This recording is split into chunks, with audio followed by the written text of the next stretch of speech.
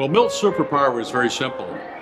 He was sly enough to come up with a great big idea, whether it's Dragon Boat or Laurier or let's transform the downtown east side or have a new relationship with First Nations people.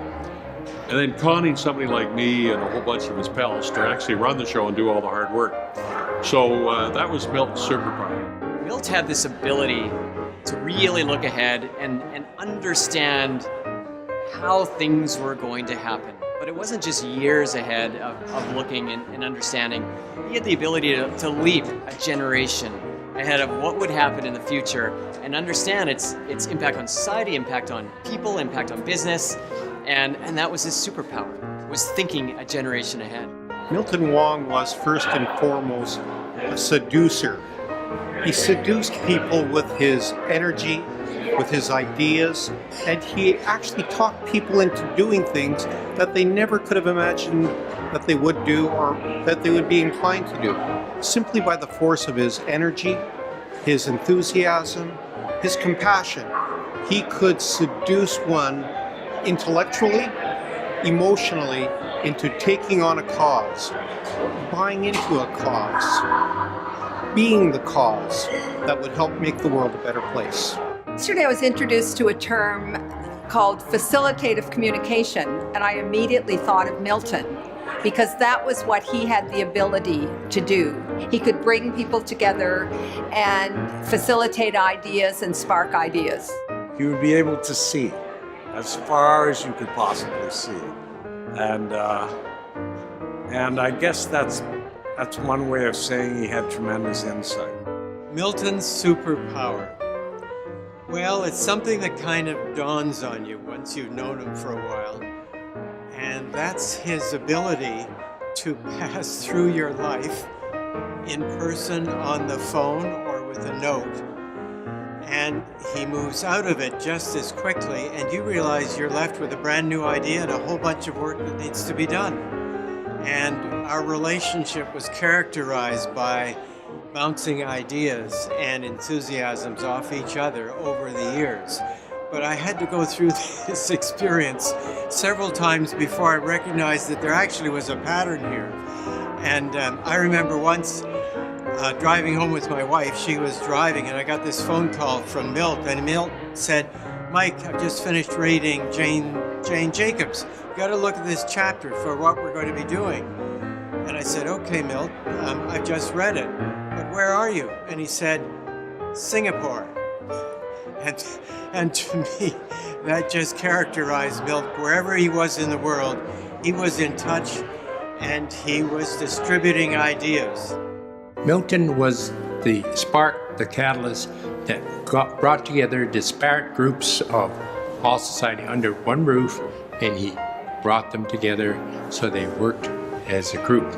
And so I would describe him as the rising tide that brought all ships up, a rising tide that improved the community.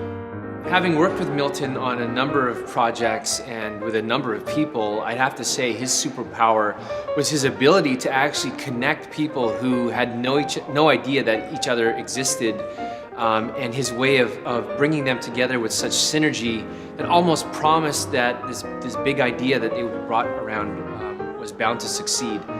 And his uncanny ability to just do that almost effortlessly, and to bring together also such diverse kinds of personalities and conflicting egos often to bring big ideas into reality was what I saw to be his biggest superpower.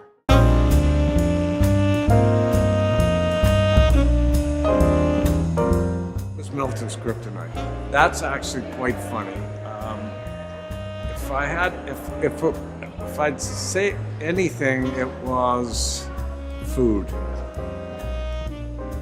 He liked it more than he really wanted to. He did have a weakness, and that weakness was rare, but it was negativity. It was closed-mindedness. It was manifest in individuals who were not receptive to the higher calling, the noble causes that Milton often gave his energies completely to. that often showed up in politics, partisan politics. Milton would have been a wonderful political leader, but his kryptonite prevented him from going there because of the negativity that sometimes surrounded the political calling. Milt loved ideas. So when Milt heard an idea, his eyes would sparkle.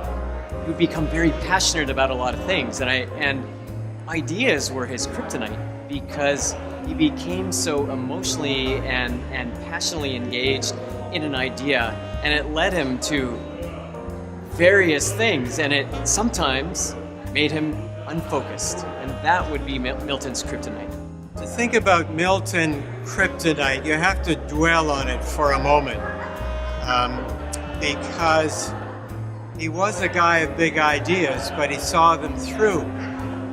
But then you realize it was both his skill and something he needed for people to be following through on those ideas right behind him as well. I wouldn't say that was a failing, that was the nature of the guy.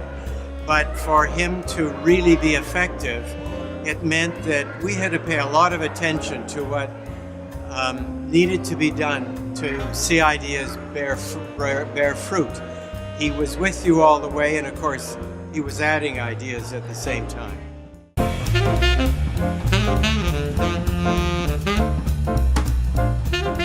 The chapter I'm looking forward to most reading is Alden's chapter, Big Ideas with Heart. And I'm looking forward to it because I think that encompasses Milt. Milt was obviously had big ideas, he was a visionary, he was such a smart man.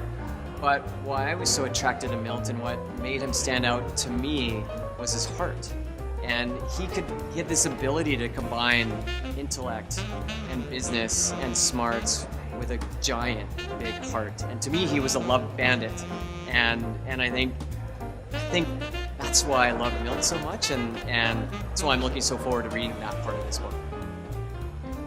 I'm sure are going to be good chapters in here, but I think I bring my first look very close to home in the family, and that's Joanna Wong's section on radical stewardship, because I'm looking forward to seeing how she, particularly, will be following through on the legacy that we've got here. But all of the family, all of the daughters have just played a magnificent role with their mother in sustaining and moving the book forward, but also Milt's legacy. It's been 8 months since I've read them, and to single out which one was most was special or insightful or whatever, I don't know that I can answer that one.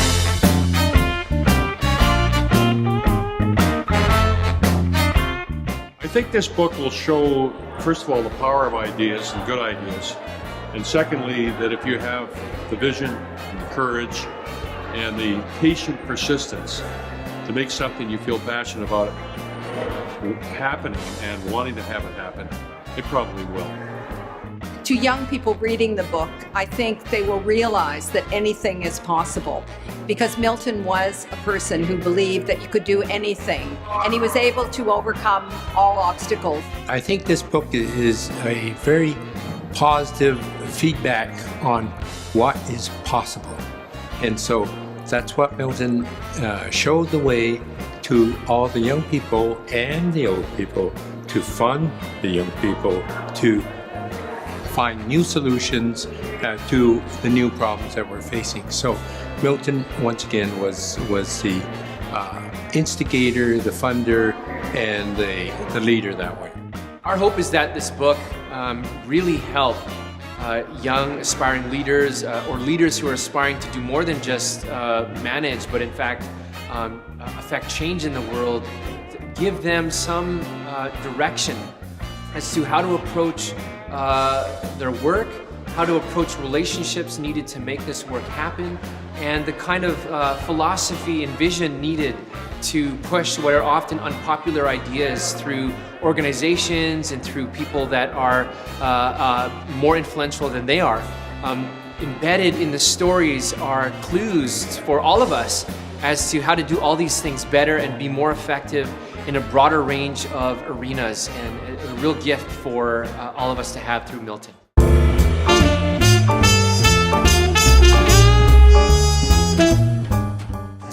really hope that people use the opportunity to really distribute this book and give it out to new boards, young people who are project leaders in new projects, and because I think it offers the opportunity for them to see different ways of doing things.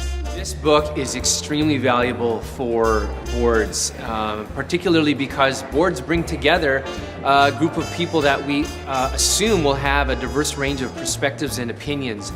And this book provides them a sensibility of how to manage these relationships, how best to draw the best out of each other, and how best to synergize as a collective while taking advantage of your diversity. It's a great guidebook for people who are new to a board. It helps to set some standards of how to manage these relationships and what we expect in terms of inspiring one another to do better and to be better at what we have passion for. And I'm hoping that boards that see this book and can see the value in this book actually use it as a tool to bringing everyone within the same frame of mind, and also to align each other in terms of values and perspectives on how to change the world and make the world a better place. Well, I think this book will be a useful guide as to how you can take a good idea and do due diligence on it, research it, package it, present it, get the funding, and then implement successfully. And if you look at all the great ideas that are throughout those 28 chapters that Milt was involved with, and it's applying great values with tremendous business and implementation skills, and that's a really important lesson. And I guess the chapter that intrigued me the most is the one on John DeHart and Love Bandit, because John's the only one that actually made money out of doing these things. The rest of us, it was pro bono, but it was worth it. Milt's worth working with on great ideas. Perhaps the greatest impact might be with the younger generation as they're rising through, be it through the solder and the UBC program, Simon Fraser, and the younger generation reading that would realize that these successful endeavors are possible. So that is the big plus. It's showing the way. It's like the light that leads us ahead. So he's a bright light.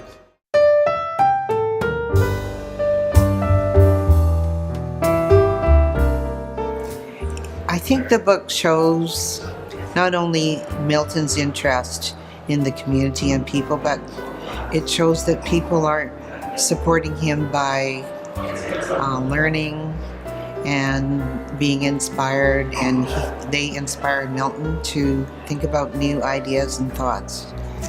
I think the girls did a wonderful job in putting the launch together, and even though Andrea's not here, she certainly had her input into making this a very festive, celebratory event. It's his connection to people, and he seems to zero in on what he feels they're interested in, and it makes him interested in what their passion is all about. I think the designers, the graphic designers that designed it, chose excellent artwork to head each chapter, and it just tied into the content of each chapter. The artwork was chosen by both Milton and myself, and it has special meaning as well. When we were growing up, our dad would always come home and tell us about his day, and we wouldn't really get an accurate idea of what he was really doing. And now that we have a compilation of these different stories from when he first started his business to just a few years ago, it really gives a detailed outlook on what he was doing every day. And I think as his children, we didn't quite give him as much credit as he really deserved. And now we have this book to really showcase all of his achievements.